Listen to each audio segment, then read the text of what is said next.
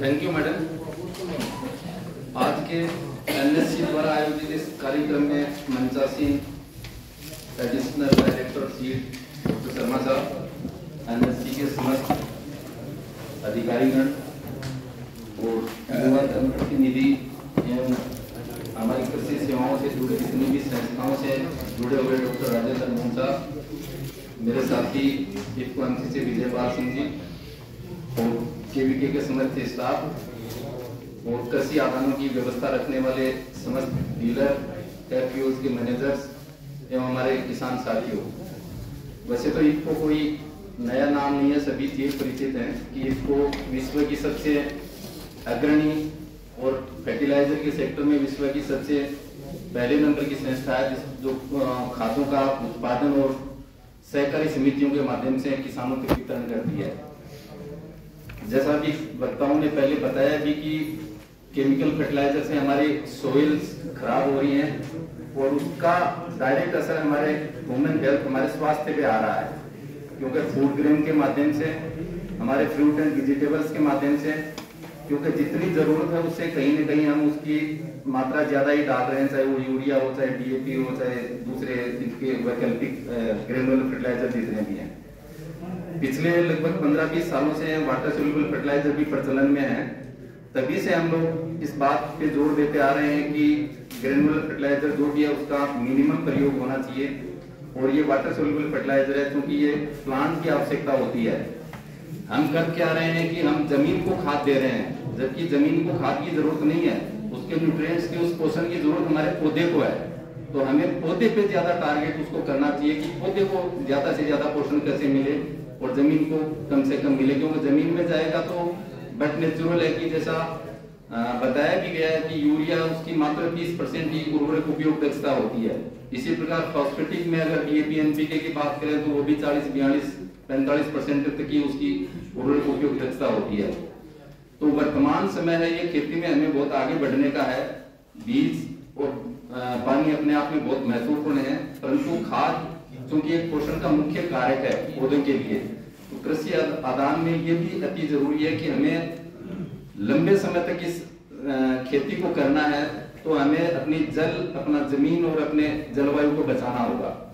और ये हम तभी बचा सकते हैं जब हम इन ग्रेनुलर खादों का या कहें कि केमिकल खादों का प्रयोग कम से कम करें और हम जो प्लांट को चाहिए, चाहे वाटर सोल्यूबल फर्टिलाइजर है, और अभी इफको भारत सरकार के साथ मिलकर अभी नैनो टेक्नोलॉजी और ड्रोन टेक्नोलॉजी पे काम कर रही थी पिछले 8-10 सालों से, और 2 साल से आप शायद सभी लोग वाकिफ भी होंगे कि हिंदुस्तान आईसीआर के मार्गदर्शन में हिंदुस्तान के लगभग समस्त यूनिवर्सिटीज में और जो कृषि अनुसंधान केंद्र के इसके ट्रायल लगा के इसको पिछले साल से ही नैनो यूरिया को लॉन्च किया गया था। उसका उद्देश्य केवल 2 ही है, एक हमारी जो जल और जमीन प्रदूषित हो रहे हैं उसको बचाना, और दूसरा जो सरकार पे एक सब्सिडी के रूप में बड़ा अतिरिक्त भार पड़ रहा है उस बोझ को कम करना। आप लोग जानते होंगे एक यूरिया के कट्टे की मूल लागत कितनी होती है, कोई बता सकता है आप में से? 2500 रुपए नहीं, लगभग 2500 रुपए है, जिसमें 266 रुपए 50% काश्तकार से लेते हैं, बाकी सरकार सब्सिडी के रूप में देती है। अगर इसका 30% निकालें, यानी 30% तो काम आ रही है, तो यानी हमारे 1600-1700 रुपए है वो बेकार हो रहे हैं, और वो सब्सिडी का पैसा आप सभी सम्मानित नागरिकों का ही है ना। तो उसको बचाना। इसी प्रकार डीएपी में भी एक कट्टे की लागत कितनी होगी? 45 1350 तो काश्तकार देता है, 45 का जो बोलते हैं कॉस्ट ऑफ प्रोडक्शन, लागत कितनी आती है उसके? 45-46 लगभग, मतलब 4000 से 4500 के बीच में ये अंतरराष्ट्रीय बाजार के हिसाब से वैरी करती है ना। 4000 से 4500 रुपए एक कट्टे की लागत होती है। अब उसका 40% निकाले तो बाकी तो उसका भी वेस्टेज ही है। तो सबसे बड़ा ध्यान आप लोगों को, क्योंकि एक डीलर है या फ्यूज के मैनेजर है तो किसान आप लोगों से जुड़ा होता है, किसान तक मैं तो आप लोगों से यही आग्रह करूंगा कि एक ये मैसेज पहुंचाएं कि रासायनिक खादों का जितना हो सके कम से कम प्रयोग करें, बेसल डोज में जो फसल को जरूरत है उसको दें।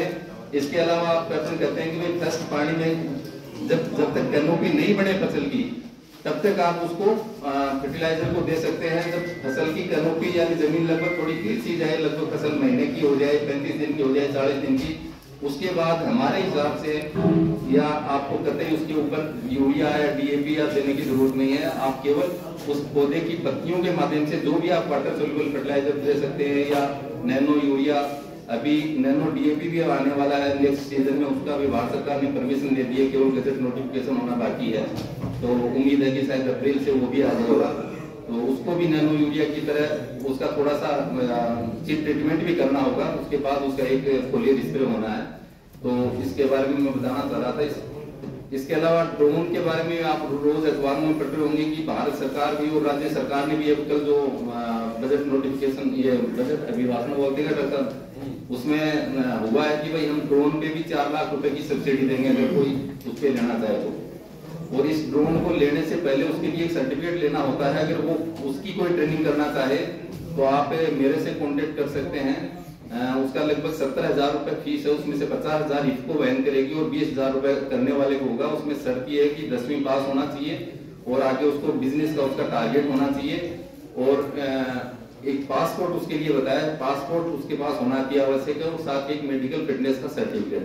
तो वो स्टेट गवर्नमेंट ने भी अभी जोबनेर एग्रीकल्चर यूनिवर्सिटी में परमिशन दी है, वहां भी इसका होगा। इसके अलावा हमारे जो ट्रेनिंग सेंटर है गुड़गांव में, वहां भी और रायपुर में इनको ने 2-3 जगह दूसरी सरकारों से भी टाई अप कर रखा है, तो उसकी भी ट्रेनिंग कराई जा सकती है।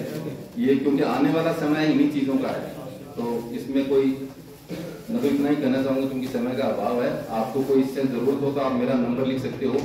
मेरा नाम है विजय सिंह लांबा और क्षेत्रीय प्रबंधक इफको बीकानेर, और 77 27 00 81 23